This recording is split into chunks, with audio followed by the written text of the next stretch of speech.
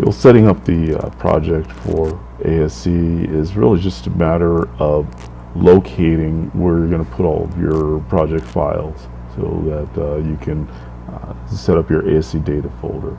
So here's our project that we'll be using, and here's our project folder we've got set up, and we've got an ASE Data folder created, which is empty right now.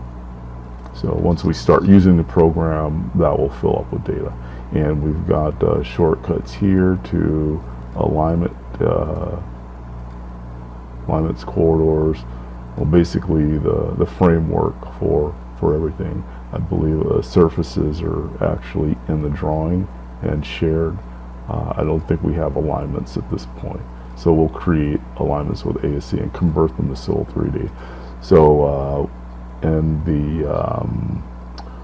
the base folder here, we have our drawings,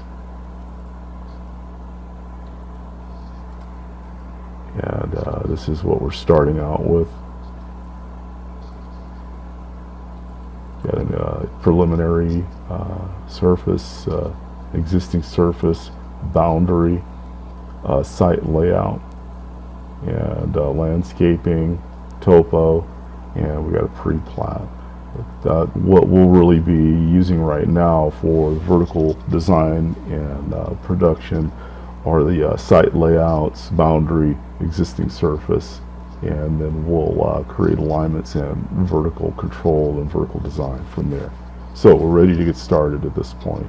But first step would be to locate these files and also create your ASE Data folder. You can call it anything you want, doesn't matter, but I recommend that you put it in the data folder, in the project folder.